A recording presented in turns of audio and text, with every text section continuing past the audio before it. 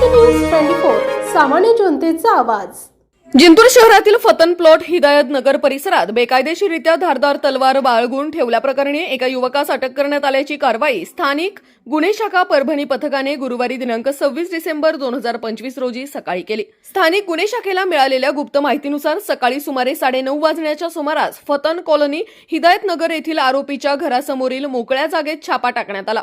या कारवाई दरम्यान शेख मोहसिन शेख रतन कुरेशी वय वर्ष 33 राहणार फतन कॉलनी हिदायत नगर जिंतूर याच्या ताब्यातून एक धारदार तलवार बेकायदेशीररित्या बाळगलेली आढळून आली। त्यामुळे पोलिसांनी तात्काळ त्यास ताब्यात घेऊन अटक केली।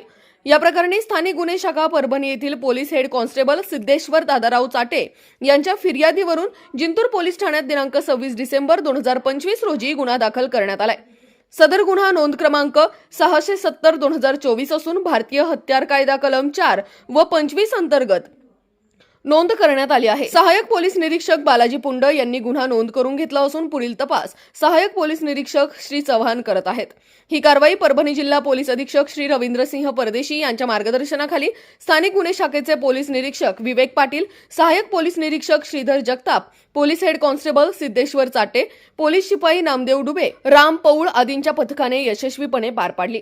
शहरात बेकायदेशीर शस्त्र बाळगण्याच्या घटनांना आळा घालण्यासाठी पोलिसांकडून सातत्याने कारवाई सुरू असून नागरिकांनी कोणतीही संशयास्पद माहिती तात्काळ पोलिसांना कळवावी असे आवाहन पोलीस प्रशासनाने केले।